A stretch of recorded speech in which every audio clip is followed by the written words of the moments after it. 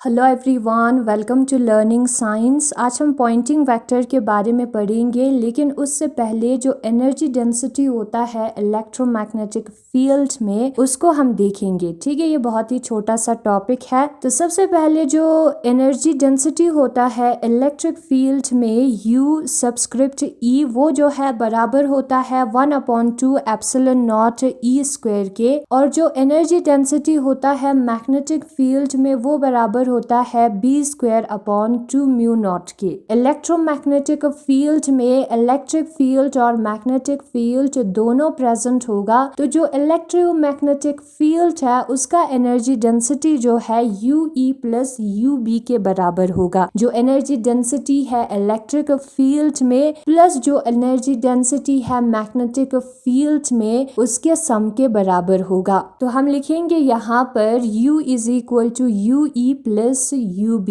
ये electromagnetic field के लिए है। अब यहाँ पर हमें UE और UB का वैल्यू पुट करना है। वही है आज का छोटा सा topic, energy density in electromagnetic field. The electromagnetic field is the sum of electric field and magnetic field. जो इलेक्ट्रिक फील्ड और मैग्नेटिक फील्ड होता है, दोनों के सम को, दोनों के एडिशन को हम इलेक्ट्रोमैग्नेटिक फील्ड कहते हैं। Therefore, energy density in electromagnetic field, इसलिए जो एनर्जी डेंसिटी होगा इलेक्ट्रोमैग्नेटिक फील्ड में, U जो है वो energy density in electric field plus energy density in magnetic field के बराबर होगा। ठीक है, नाउ हमें पता है जो एनर्जी डेंसिटी होता है इलेक्ट्रिक फील्ड में वो 1/2 एप्सिलॉन नॉट E स्क्वायर होता है, और मैग्नेटिक फील्ड में B²/2 म्यू नॉट जो है वो एनर्जी डेंसिटी होता है। तो इन दोनों के सम के बराबर होगा। यहाँ पर जो हमने पहले है एक टॉपिक किया था, एनर्जी पर यूनिट वॉल्यूम इन इलेक्ट्रोस्टैटिक फील्ड, ये इलेक्ट्रिसिटी एंड मैग्नेटिज्म के प्लेलिस्ट में होगा। उसमें हमें पता चला कि जो एनर्जी डेंसिटी है इलेक्ट्रिक फील्ड में वो 1/2 एप्सिलॉन नॉट E स्क्वायर के बराबर आता है। और उसी तरीके से जो एनर्जी स्टोर होता है मैग्नेटिक फील्ड में, ये जो टॉपिक है वो यहाँ पर दिया है, उसमें हमें पता चला ये जो UB है वो B²/2 म्यू नॉट के बराबर होता है। तो इन दोनों का जो प्लस है, ये जो दो वैल्यूज हमें मिला है, वो हमें energy density in electromagnetic field देगा। तो ये है हमारा छोटा सा टॉपिक। ठीक है, नाउ हम पॉइंटिंग थ्योरम के बारे में पढ़ेंगे, और यहाँ पर सबसे पहले हम प्रूफ को करेंगे, फिर उसके बाद हम आते हैं डेफिनेशन की तरफ, क्योंकि प्रूफ जो हमें मिलता है लास्ट पे, वही चीज डेफिनेशन में लिखा हुआ है। तो सबसे पहले हम प्रूफ करते हैं पॉइंटिंग थ्योरम को, और उसको मैं कॉपी पर करूंगी ताकि इजीली समझ में आए। ठीक है, हम सपोज करते हैं कि हमारे पास एक चार्ज है जो कि किसी वॉल्यूम में प्रेजेंट होगा, जिसको सरफेस S ने बंद किया है। ठीक है, नाउ ये जो चार्ज है वो मूव किया डिस्टेंस dl टाइम dt में, तो क्या होगा, उस चार्ज पे कोई फोर्स पड़ी होगी, एंड जब फोर्स की वजह से कोई चीज मूव होती है तो वर्क डन होता है। तो ये जो फोर्स है वो है हमारा इलेक्ट्रोमैग्नेटिक फोर्स। इलेक्ट्रोमैग्नेटिक फोर्स की वजह से हमारे चार्ज पे वर्क डन हुआ है, इसलिए वो डिस्टेंस dl क्या किया है, मूव किया है। अब यहाँ पर ये जो इलेक्ट्रोमैग्नेटिक फोर्स होता है उसको हम लॉरेंस फोर्स भी कहते हैं। जो इलेक्ट्रोमैग्नेटिक फोर्स है हमारे चार्ज dq पर, जिसकी वजह से वो डिस्टेंस dl मूव किया है, वो कितना होगा, वो बराबर होगा dq। सबसे पहले हम चार्ज को लिखेंगे, फिर ब्रैकेट के अंदर E vector plus V vector cross product B vector के बराबर आएगा। ठीक है, अब यहाँ पर ये जो V है वो है हमारा वेलोसिटी, जिसके साथ ये चार्ज मूव किया है। इलेक्ट्रोस्टैटिक फील्ड में हमने पढ़ा था E जो है F/Q नॉट है, तो Q नॉट इंटू E जो है वो फोर्स होगा इलेक्ट्रिक फील्ड की वजह से, और मैग्नेटिक फील्ड में F जो है वो Q not V cross B के बराबर होता है। तो इन दोनों का सम होगा, क्योंकि यहाँ पर इलेक्ट्रिक फील्ड और मैग्नेटिक फील्ड दोनों प्रेजेंट है, तो ये जो F है वो होगा dq E vector plus dq V cross B vector. dq दोनों में प्रेजेंट है, तो उसको हमने कॉमन बाहर निकाला है, और यही फोर्स जो है हमारा वर्क डन करेगा। वर्क डन का फॉर्मूला होता है force dot product product distance के, तो F vector dot product DL vector के बराबर आएगा। अब एफ वेक्टर का वैल्यू जो है हमने ऊपर निकाला है उसको हम पुट करेंगे D Q E vector plus V cross B vector, फिर हम डॉट प्रोडक्ट डीएल वेक्टर को लिखेंगे और ये है हमारा इक्वेशन नंबर फर्स्ट। फिर उसके बाद हमें क्या करना है, फिर उसके बाद हमें वेलोसिटी का फॉर्मूला लिखना है जो कि हमारा बराबर आता है dl vector upon dt vector के। वेलोसिटी जो है डिस्टेंस अपॉन टाइम के बराबर आएगा। तो यहाँ से हमें पता चला कि जो dl वेक्टर है वो वेलोसिटी इंटू टाइम के बराबर आता है। तो dl के जगह पर हम वेलोसिटी इंटू टाइम लिखेंगे। तो ये जो वर्क डन है वो कितना होगा, dq e vector plus v vector cross product B vector dot DL के जगह पर हमें लिखना है वी वेक्टर dt। हम लिख सकते हैं यहाँ पर ऊपर हमने निकाला है, ठीक है। फिर डी क्यू को हम ब्रैकेट के अंदर लेकर जाएंगे, डी क्यू को ब्रैकेट के अंदर लेकर जाएंगे तो E D Q vector plus V vector cross product B vector D Q, फिर उसके बाद dot product V vector dt हम लिखेंगे जो कि ब्रैकेट के बाहर है। फिर उसके बाद हमें क्या करना है, इसको भी ब्रैकेट के अंदर लेकर जाना है, डॉट प्रोडक्ट करना है। तो आएगा E vector dot product V vector, क्योंकि डॉट प्रोडक्ट जो है वेक्टर क्वांटिटीज का होता है। फिर आएगा dt इंटू डी क्यू, ठीक है, plus dq into dt, dt into dq same है, प्रोडक्ट कॉम्यूटेटिव होता है। फिर ये जो वेक्टर है v क्रॉस b जो है एक वेक्टर हमें देगा, डॉट प्रोडक्ट v वेक्टर आएगा, फिर dq इंटू dt। ये वेलोसिटी का वेक्टर और v क्रॉस b करके जो हमें वेक्टर मिलेगा, क्रॉस प्रोडक्ट करने के बाद हमें एक वेक्टर क्वांटिटी मिलता है, ठीक है। वो दोनों एक दूसरे से परपेंडिक्यूलर होगा, परपेंडिक्यूलर होगा यानी कि जब हम इसका डॉट प्रोडक्ट करेंगे तो v क्रॉस b वेक्टर का मैग्नीट्यूड और v वेक्टर का मैग्नीट्यूड और कोस 90 डिग्री आएगा, क्योंकि परपेंडिकुलर है और कोस 90 डिग्री 0 होता है। तो ये पूरा टर्म जो है वो 0 के बराबर आएगा। तो ये जो small amount of work done है हमारा वो बराबर होता है E vector dot product V vector dt into D Q के, या डी क्यू इंटू dt हम लिख सकते हैं। ये कैसे मिला, यहाँ पर लिखा है जो फोर्स F है जो कि v क्रॉस b को रिप्रेजेंट करता है वो परपेंडिकुलर होगा उस प्लेन से जिसमें v और b है, ठीक है। v b और v क्रॉस b तीनों एक दूसरे से परपेंडिकुलर है, इसलिए 90 आया है। फिर उसके बाद हमें ये भी पता है कि जो वॉल्यूम चार्ज डेंसिटी है जिसको हम रो के साथ रिप्रेजेंट करते हैं वो बराबर होता है dq अपॉन dv के, है ना, चार्ज पर यूनिट वॉल्यूम के। उससे हमें पता चला कि जो चार्ज है वो रो इंटू dv के बराबर आएगा, ठीक है। उसी वैल्यू को हमें ऊपर वाले इक्वेशन में पुट करना है। तो dw जो है वो बराबर होगा e vector dot product v vector, फिर उसके बाद dq के जगह पर रो dv हम यूज करेंगे, फिर आएगा dt। v velocity into rho जो है वो कितना आता है, वेलोसिटी जो है वो डिस्टेंस अपॉन टाइम के बराबर होता है और रो जो है वो चार्ज अपॉन वॉल्यूम के बराबर होता है। तो यहाँ पर जो चार्ज अपॉन टाइम है हमें पता है करंट के बराबर आता है, तो इसकी जगह पर हम करंट लिख सकते हैं, I लिख सकते हैं, तो डिवाइड में सिर्फ v बचेगा। अब ये भी हमें पता है कि जो वॉल्यूम है वो एरिया इंटू डिस्टेंस करके हम लिख सकते हैं, तो हम v के जगह पर ax लिखेंगे, x और x यहाँ पर हो जाएगा कैंसल, करंट अपॉन एरिया बचेगा। करंट पर यूनिट एरिया को हम करंट डेंसिटी कहते हैं जो कि हम j वेक्टर के साथ डिनोट करेंगे, ठीक है। वेक्टर यहाँ पर वेलोसिटी वेक्टर है इसलिए j वेक्टर आया। सबसे पहले हम रो को v के साथ इंटू कर सकते हैं, जो स्केलर है वो ऑटोमेटिकली बाहर आ जाएगा जब डॉट प्रोडक्ट होगी, जस्ट लाइक अ कांस्टेंट। फिर v इंटू रो जो है वो j वेक्टर हमें देगा, v एक वेक्टर है, वेक्टर इंटू स्केलर जो है एक वेक्टर क्वांटिटी देता है। फिर उसके बाद हम dt का साइड चेंज करेंगे, उसको डिवाइड में लिखेंगे, तो dw अपॉन dt जो है वो बराबर होगा e vector dot product j vector dv के। नाउ अगर हमें सारे चार्जेस पर, dq चार्जेस पर नहीं, सारे चार्जेस पर जो कि वॉल्यूम v के अंदर है रेट ऑफ वर्क डन निकालना है तो हमें ऐड करना होगा। कंटिन्यूअस, जब कोई फंक्शन कंटिन्यूअस होता है तब हम ऐड कैसे करते हैं, इंटीग्रेट करके करते हैं। तो इंटीग्रेट करना होगा e vector dot product j vector को over the whole volume dv। तो इंटीग्रेट मतलब कि ऐड करना होता है, एक चार्ज पे हमें मिल गया, बाकी चार्जेस पे हमें ऐड करके इंटीग्रेट करके मिलेगा, तो हम इंटीग्रेट करेंगे dv को ओवर होल वॉल्यूम v, तो पूरे चार्जेस पर हमें वर्क डन मिल जाएगा। अब हमें ये भी पता है कि जो डेल क्रॉस प्रोडक्ट B है वो mu naught J vector plus epsilon naught del E upon del T के बराबर आता है, और ये इक्वेशन हमें एम्पायर मैक्सवेल लॉ से मिला हुआ है।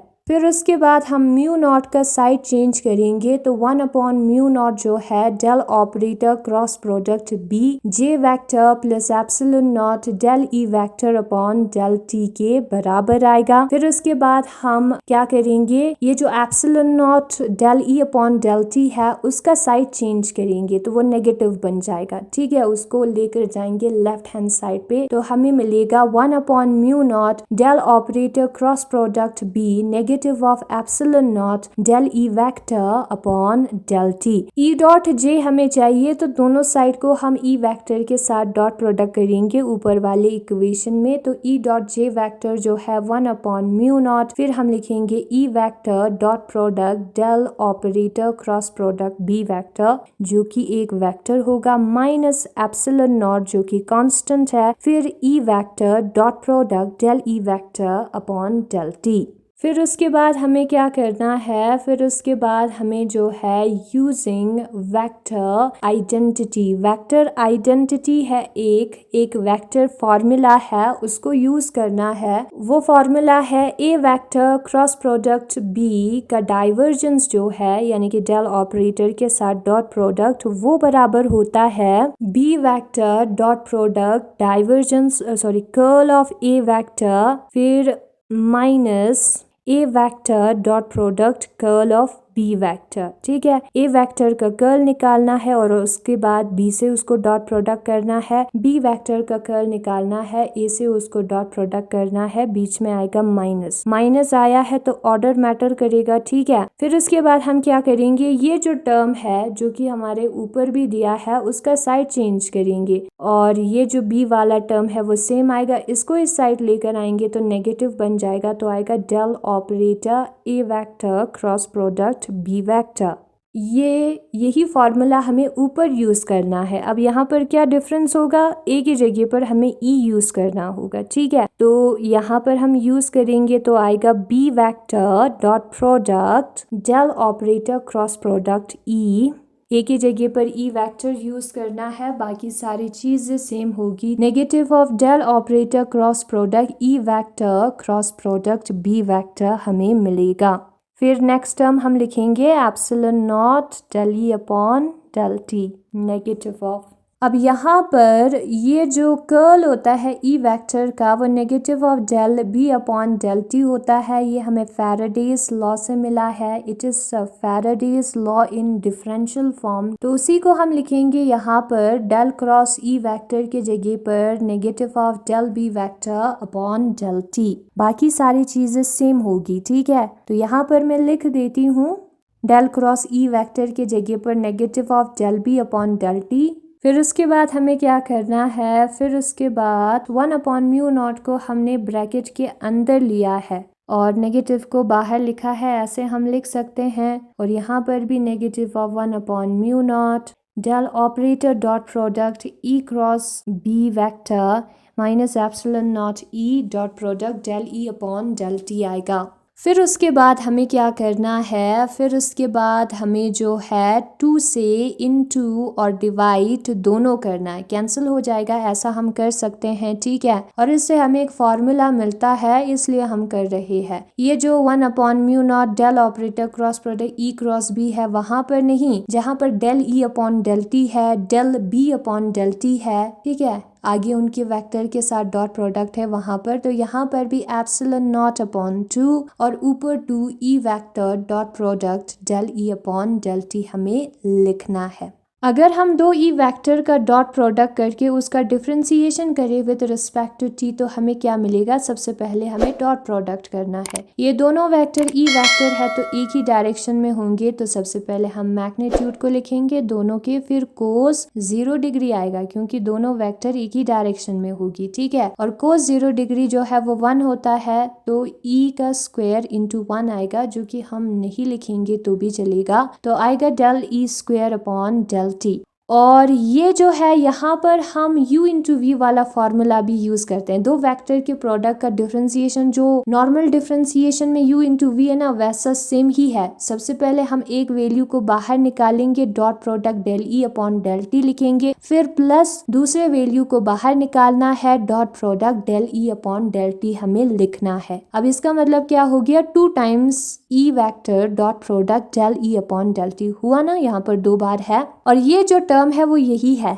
हम देख सकते हैं, ठीक है। वो जो है इसके बराबर होता है और ये जो है इतना होता है, तो उसकी जगह पर हम del E square upon del T लिख सकते हैं। और उसी वे में, सेम वे में जो है 2b vector del B vector upon del T, बीच में डॉट प्रोडक्ट जो है वो बराबर आता है डेल बी का square divided by del T, या differentiation with respect to T B का स्क्वायर। बी का स्क्वायर का हमें डिफरेंशिएशन करना है विद रिस्पेक्ट टू टी, तो हमारा जो ई वेक्टर डॉट प्रोडक्ट जे वेक्टर है वो बराबर आएगा negative of 1 upon 2 mu naught. और यहाँ पर ये जो टर्म है उसके जगह पर del B square upon del T use करना है, और ये सारे टर्म्स जो है हम लिखेंगे। फिर उसके बाद negative of 1 upon 2 epsilon not, फिर उसके बाद ये जो टर्म है उसके जगह पर del E square upon del T हमें लिखना है। यहाँ पर हम ऑब्जर्व कर सकते हैं कि जो नेगेटिव ऑफ 1 अपॉन 2 है वो दोनों में प्रेजेंट है, तो उसको हम कॉमन बाहर निकाल सकते हैं नेगेटिव ऑफ 1 अपॉन 2 को। तो ब्रैकेट के अंदर क्या बचेगा? ब्रैकेट के अंदर पहले इस वाले टर्म को लिख देती हूँ, epsilon naught del E square upon del T बचेगा, plus 1 upon mu naught del B square upon del T बचेगा, ठीक है। और जो टर्म बचता है उसको लिखना है हमें यूं ही। फिर उसके बाद हमें क्या करना है? फिर उसके बाद ई डॉट जे वेक्टर का वैल्यू हमें सब्स्टिट्यूट करना है ऊपर इक्वेशन में। हमने ऊपर एक इक्वेशन निकाला था, D W upon D T is equal to volume integration of E vector dot product J D V. वहाँ पर E vector dot product J की जगह पर ये वैल्यू जो हमें मिला है उसको पुट करना है, तो हमें कुछ ऐसा इक्वेशन मिलेगा, ठीक है। फिर उसके बाद हमें क्या करना है? फिर उसके बाद हमें जो है वॉल्यूम इंटीग्रेशन करना है नेगेटिव ऑफ 1 अपॉन 2, फिर हम लिखेंगे डेल अपॉन डेल टी, क्योंकि दोनों में प्रेजेंट है, कॉमन बाहर हम निकाल सकते हैं, epsilon naught E square 1 upon mu naught B square D V, ठीक है। अलग से हम इंटीग्रेट कर सकते हैं, फिर दूसरे टर्म का इंटीग्रेट करेंगे, बीच में माइनस आया है तो अलग से इंटीग्रेट कर सकते हैं। दूसरे टर्म को हमें डिट्टो सेम लिखना है और डीवी का भी यूज करना है, ठीक है। डीवी दोनों के साथ आएगा, यहाँ पर भी मैं लिख दूंगी। अब ये नेगेटिव ऑफ 1 अपॉन 2 है वो डेल अपॉन डेल टी के अंदर हम लिख सकते हैं, कांस्टेंट है, ऑटोमेटिकली बाहर आ जाएगा, ठीक है। और ये जो डेल अपॉन डेल टी है वो डिफरेंशिएशन है, ये इंटीग्रेशन है, एक विद रिस्पेक्ट टू टाइम, दूसरा विद रिस्पेक्ट टू वॉल्यूम, यानी कि एक दूसरे से इंडिपेंडेंट हुआ, तो डिफरेंशिएशन को हम सबसे आगे और इंटीग्रेशन को बाद में लिख सकते हैं। और उसी तरीके से नेगेटिव साइन को भी बाहर लिख सकते हैं, तो अंदर बचेगा 1 upon 2 epsilon naught E square plus 1 upon mu naught B square D v. और 1 अपॉन म्यू नॉट कॉन्स्टेंट है, उसको हम इंटीग्रेशन के बाहर लिख सकते हैं, volume integration of del operator dot product E cross B dv यहाँ पर बचेगा। फिर उसके बाद यहाँ पर हम गॉस डाइवर्जेंस थ्योरम अप्लाई करेंगे। किसी वेक्टर के डाइवर्जेंस का वॉल्यूम इंटीग्रेशन उस वेक्टर के सरफेस इंटीग्रेशन के बराबर होता है। ये डाइवर्जेंस है ई क्रॉस बी वेक्टर का। जब भी दो वेक्टर का हम क्रॉस प्रोडक्ट करते हैं तो हमें एक वेक्टर मिलता है, तो ई क्रॉस बी भी जो है एक वेक्टर होगा, उसके डाइवर्जेंस का वॉल्यूम इंटीग्रेशन जो है उसी वेक्टर के सरफेस इंटीग्रेशन के बराबर आएगा। और यहाँ उसी को हम गॉस डाइवर्जेंस थ्योरम कहते हैं। यहाँ पर है ना, ए वेक्टर का सरफेस इंटीग्रेशन उसके डाइवर्जेंस के वॉल्यूम इंटीग्रेशन के बराबर है। डाइवर्जेंस मीन्स डेल ऑपरेटर के साथ डॉट प्रोडक्ट करना। तो इस वाले टर्म की जगह पर हम सरफेस इंटीग्रेशन वाला टर्म लिख सकते हैं क्योंकि दोनों इक्वल है। तो dw अपॉन dt जो है वो negative of del upon del t volume integration of 1/2 epsilon naught E square plus 1 mu naught B square dv हम लिखेंगे।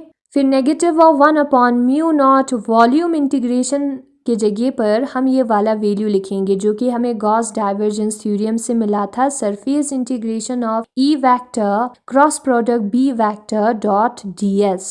और यही इक्वेशन को हम पॉइंटिंग थ्योरम कहते हैं, यही जो रिलेशन हमें मिला है। ठीक है, अब यहाँ पर ये जो वॉल्यूम इंटीग्रेशन वाला पार्ट है ना, 1/2 epsilon naught E square 1/2 1 mu naught B square dv, वो जो है हमारा इलेक्ट्रोमैग्नेटिक वेव का टोटल एनर्जी है। हमने ऊपर निकाला था इलेक्ट्रोमैग्नेटिक वेव का टोटल एनर्जी जो कि ये वाला टर्म आता है। अब एक वॉल्यूम को देख रहे हैं, वॉल्यूम में देख रहे हैं तो वॉल्यूम इंटीग्रेशन भी हम ऐड कर सकते हैं। ये जो है हमें रेट बता रहा है एनर्जी फ्लो का आउटवर्ड, वो एनर्जी जो बाहर की तरफ जा रहा है सरफेस S से, उसका रेट बता रहा है। और इसी से हमें जो है पॉइंटिंग वेक्टर मिलता है जो कि 1/म्यू naught E vector cross product B vector होता है। सरफेस को हमें बस कंसिडर नहीं करना। तो पॉइंटिंग थ्योरम दिया है, this theorem states that the rate of work done, जो वर्क डन होगा उसका रेट यानी कि divided by dt on the charges in volume v, कुछ चार्जेस पर जो कि वॉल्यूम v में होगा इनक्लोज बाय सरफेस s, और उसको सरफेस s ने बंद किया होगा। कोई भी वॉल्यूम है, ठीक है, उसके सरफेस को, उसके बाउंड्री को हम सरफेस कहते हैं ना, जैसे ये क्यूब के जो फेसेस है वो उसका सरफेस होगा और उसका जो अंदर वाला हिस्सा है वो वॉल्यूम होगा। तो वॉल्यूम v को सरफेस s ने बाउंड किया है, ठीक है, बंद किया है, वो क्या होगा, वो जो रेट ऑफ वर्क डन है, कौन करेगा वर्क डन, कोई फोर्स ही करेगा जिसको हम लॉरेंस फोर्स कहते हैं, वो बराबर होता है rate of decrease in energy store in electromagnetic wave. Electromagnetic wave का एनर्जी अभी हमने पहले निकाला था, उसमें जो डिक्रीज है, डिक्रीज नेगेटिव रेट मतलब del upon del t minus the rate at which energy flows out of the surface S. ये जो पोर्शन है वो दिखा रहा है एनर्जी जो कि सरफेस एस से बाहर जा रहा है उसके माइनस के बराबर है। Let us consider some charges and current distribution in a volume V. एक वॉल्यूम वी में कुछ चार्जेस होंगे, करंट होंगे जो कि डिस्ट्रीब्यूट होंगे और उसको सरफेस एस ने बंद किया है वॉल्यूम वी को, और हम सपोज करेंगे ई और बी जो है वो इलेक्ट्रिक और मैग्नेटिक फील्ड है उस सरफेस में, ठीक है, उस सरफेस के रीजन में। तो जब चार्जेस जो है मूव करेगा डिस्टेंस dl एक छोटे से टाइम dt में, तो जो वर्क डन होगा लॉरेंस फोर्स की वजह से, इलेक्ट्रोमैग्नेटिक फोर्स की वजह से, मैं यहाँ पर इलेक्ट्रोमैग्नेटिक यूज करूंगी, वो कितना होगा इस चार्ज पर, इलेक्ट्रिक फील्ड की वजह से जो फोर्स होगी प्लस मैग्नेटिक फील्ड की वजह से जो फोर्स होगी उसके सम के बराबर होगा। और जो वर्क डन है वो फोर्स इनटू डिस्टेंस होता है। फोर्स का वैल्यू अभी हमने निकाला था, डिस्टेंस वो dl मूव किया है, तो उन दोनों का हम डॉट प्रोडक्ट लिखेंगे। फिर उसके बाद सपोज करते हैं कि ये जो फोर्स है वो छोटे से टाइम dt के लिए एक्ट किया चार्ज पे, तो वेलोसिटी जो है वो dl upon dt distance upon time के बराबर आता है। तो डिस्टेंस जो है वो वेलोसिटी इनटू टाइम के बराबर आएगा, उसके वैल्यू को हमने ऊपर पुट किया है dl के जगह पर। फिर उसके बाद dq के साथ दोनों को इनटू किया है, फिर v dt के साथ दोनों टर्म्स को जो कि ब्रैकेट के अंदर है उनको इनटू किया है। और वेक्टर्स का इनटू होता है इसलिए वेक्टर के पास में जाके वेक्टर्स की इनटू होगी। अब v क्रॉस b और v वेक्टर जो है वो एक दूसरे से परपेंडिकुलर है। v क्रॉस b से जो हमें वेक्टर मिलता है और जो v वेक्टर है वो परपेंडिकुलर है। डॉट प्रोडक्ट में कोस परपेंडिकुलर मीन 90 डिग्री 0 आएगा, तो ये टर्म 0 होगा, dw जो है वो इतना आएगा। Volume charge density charge upon volume के बराबर होता है, तो चार्ज जो है वो volume charge density into dv के बराबर होगा, उसको हमने पुट किया है। फिर रो जो है वो एक कांस्टेंट है तो उसको हम वेक्टर के साथ भी लिख सकते हैं, ठीक है, कोई फर्क नहीं होगा। फिर v इंटू रो जो है वो हमारे बराबर आता है, v हमारा डिस्टेंस अपॉन टाइम है, रो क्यू अपॉन वॉल्यूम है, वॉल्यूम को हम एरिया इंटू डिस्टेंस करके लिख सकते हैं। x और x cancel, q upon t current होता है तो करंट अपॉन एरिया बचता है जो कि हमारा j है, करंट डेंसिटी है। तो v वेक्टर इंटू रो जो है वो j वेक्टर के बराबर आता है, करंट डेंसिटी के बराबर आता है। तो v वेक्टर रो के जगह पर हम j वेक्टर लिखेंगे, फिर उसके बाद dt का हम साइड चेंज करेंगे तो वो डिवाइड में आ जाएगा, ठीक है, क्योंकि हमें रेट निकालना है इसलिए डिवाइड में लाए हैं। नाउ अगर हमें टोटल वर्क डन निकालना है सारे चार्जेस पर वॉल्यूम v पर, तो वॉल्यूम v में जितने भी चार्जेस है उसका वॉल्यूम इंटीग्रेशन करना होगा। पहले हमने स्मॉल वॉल्यूम dv के निकाला है, अब पूरा वॉल्यूम को हम कंसिडर करेंगे तो इंटीग्रेट करेंगे, मिल जाएगा। E डॉट j क्या रिप्रेजेंट करता है? Work done per unit time per unit volume. इस वॉल्यूम को अगर हम डिवाइड में लेकर जाएंगे तो E डॉट j ही बचेगा इस साइड। तो E डॉट j जो है work done per unit time per unit volume represent करता है, या पावर डिसिपेटेड पर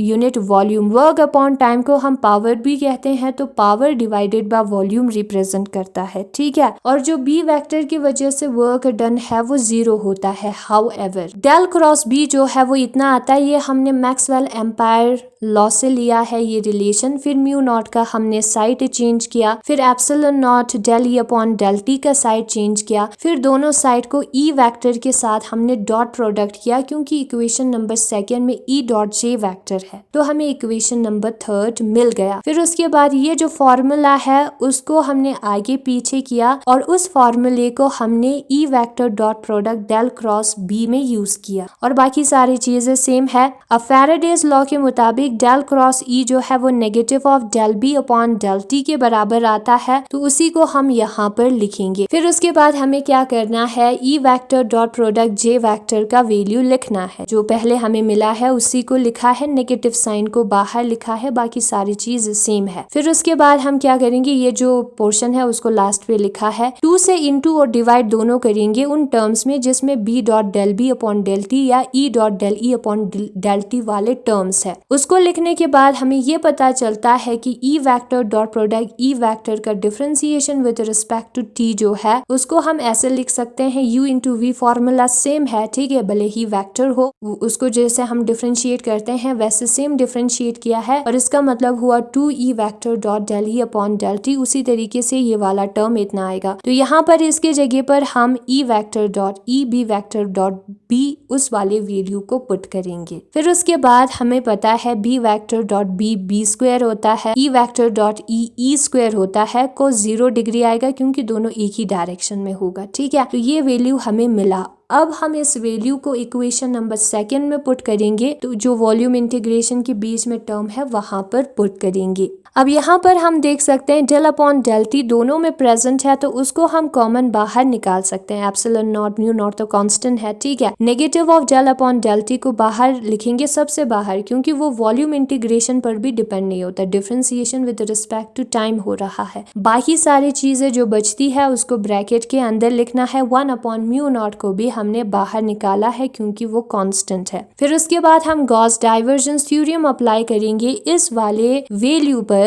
तो इसके जगह पर हमें surface integration of E vector cross product B vector लिखना है, ठीक है। तो यही जो इक्वेशन है वो है हमारा पॉइंटिंग थ्योरम का एक्सप्रेशन, और पॉइंटिंग थ्योरम को हम वर्क एनर्जी थ्योरम भी कहते हैं क्योंकि इसमें वर्क और एनर्जी है ना इलेक्ट्रोडायनेमिक्स का। अब dw अपॉन dt जो है वो उस रेट को रिप्रेजेंट करता है जिसमें वर्क डन हुआ है सारे चार्जेस पर वॉल्यूम v में, और ये जो पोर्शन है वो um को रिप्रेजेंट करता है, टोटल एनर्जी को रिप्रेजेंट करता है जो इलेक्ट्रिक और मैग्नेटिक फील्ड दोनों में स्टोर है, इलेक्ट्रोमैग्नेटिक फील्ड में यानी कि। और ये जो पोर्शन है वो उस रेट को रिप्रेजेंट करता है जिसमें एनर्जी जो है सरफेस एस को छोड़ के जाएगा, फ्लो आउट होगा सरफेस एस से, ठीक है ना। अगर हम सरफेस एस नहीं लिखेंगे, यहाँ पर है ना पॉइंटिंग वेक्टर में हमने देखा कि जो डायरेक्शन ऑफ पॉइंटिंग वेक्टर है वो एनर्जी ट्रांसफर का डायरेक्शन होता है, तो एनर्जी छोड़ के जा रहा है सरफेस को, उसका डायरेक्शन बताएगा ये हमारा पॉइंटिंग वेक्टर वाला टर्म, ठीक है।